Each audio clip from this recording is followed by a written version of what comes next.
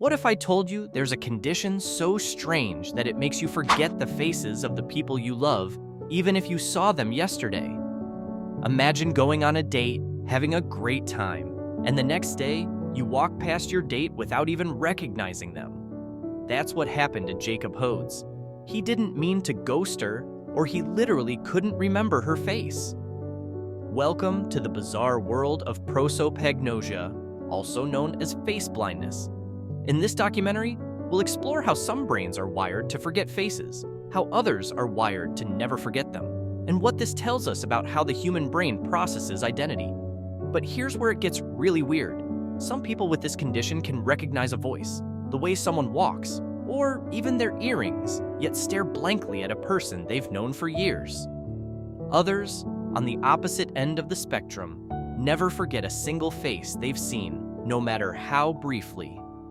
This is Bright Discovery, and today we're diving into one of the most fascinating quirks of the mind, why your brain gives faces special treatment and what happens when it doesn't. The man who couldn't remember faces. Jacob Hodes had a lifelong problem. People would wave, say hi, and he'd just smile and nod, no clue who they were. It wasn't shyness. It wasn't arrogance. It was something deeper. Eventually, he was diagnosed with prosopagnosia, a neurological condition where a person can't recognize faces, even familiar ones. Not celebrities, not friends, sometimes not even their own reflection. Sounds rare? Actually, it affects about 2% of the population. That's millions of people worldwide who struggle daily with something the rest of us do automatically. Even more surprising, many don't even know they have it. They grow up thinking everyone else is faking it, pretending to instantly recognize people. Or worse, they blame themselves for being rude, distracted, or socially awkward. And the struggles don't stop there. Imagine walking into a room and not knowing which face belongs to your best friend, your sibling, or your manager. For some, even recognizing themselves in a photo or mirror can be confusing. The social and emotional consequences of this condition can be isolating. People are often misunderstood, labeled as cold or inattentive. But the truth is, they're fighting a daily neurological battle, often in silence. Friends, strangers, and evolution. Recognizing faces isn't just a social skill, it's a survival skill. We evolved in tribes where knowing who's friend or foe could mean life or death. That's why the human brain treats faces as special objects. From birth, babies prefer to look at faces more than anything else. It's hardwired. That hardwiring sits in the fusiform gyrus, a brain area nicknamed the fusiform face area. Neuroscientists have observed that it lights up like a Christmas tree whenever you look at a face.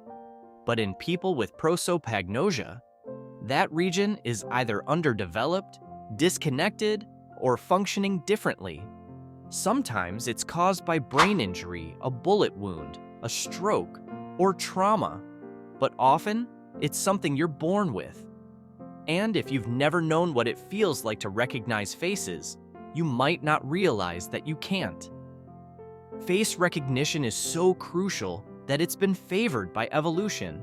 In fact, some scientists believe it's part of our default brain programming built in from the start. Researchers speculate that our ancestors who could remember faces had a better chance of survival. Whether identifying allies, remembering enemies, or decoding emotional expressions, face perception became central to human interaction. Faces are full of data, microexpressions, age clues, emotional states, health signs, even subtle asymmetries that might influence attraction or trustworthiness. This isn't just about who you recognize. It's about how you perceive reality through the lens of identity. The secret strategies of the face blind. So how do people with face blindness navigate the world? They adapt brilliantly. Some learn to recognize people by their walk, hairstyle, clothing, voice, or even body language. One woman with prosopagnosia said she memorizes earrings. But this workaround isn't perfect. If someone gets a haircut or changes their clothes, everything resets. Familiar people become strangers, and that can create huge problems in social situations, careers, and relationships. Some even develop social anxiety from the constant fear of offending someone they failed to recognize. Others create cheat sheets in their minds, placing people in specific locations to help them figure out who's who. Imagine how exhausting that must be, trying to map identities to context every single day. Some even use technology, taking discrete notes or using facial recognition software to supplement their memory. It's a silent struggle that most people never see, a brain wired differently. Recent brain scans have revealed something stunning. People with developmental prosopagnosia show different neural connectivity patterns than typical brains. In people without the condition, a front brain hub links visual data with memory and identity. In face-blind individuals, this hub is either absent or disconnected. Strangely enough, the back of their brain often compensates by increasing connections, almost like the brain is rerouting a faulty circuit. But the more severe the face blindness, the fewer of these adaptive connections there are. It's like the brain is missing a puzzle piece, and the rest of the brain is scrambling to fill the gap. This kind of reorganization shows just how plastic and desperate his brain is when it comes to making sense of faces. We're only beginning to understand the full complexity of facial processing. It's not just one region, it's a network of areas working in harmony. And when one piece fails, the entire system has to adjust. Super recognizers. Now flip the coin. Imagine remembering every face you've ever seen, even one you glanced at for a second on a crowded train. That's the life of a super recognizer, a person with extraordinary facial memory.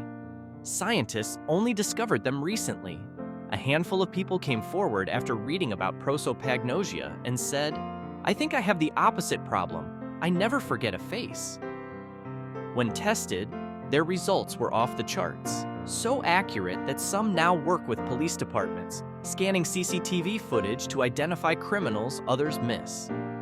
The London Metropolitan Police even identified several officers with this talent and placed them in special units.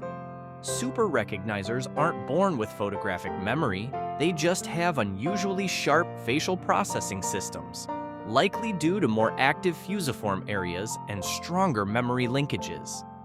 Interestingly, many super recognizers try to hide their ability. They worry it makes others uncomfortable, or they fear being perceived as stalkers. These individuals often notice small changes in appearance that others miss, shifts in makeup, lighting, angles. They could identify someone years later, despite aging or changes in hairstyle. It's not just memory, it's a superpower of pattern detection. Can you train to be better at faces? So here's a big question. Can someone become a better face recognizer with training? The answer is possibly. Studies show that children with prosopagnosia can improve face recognition with consistent practice and early support.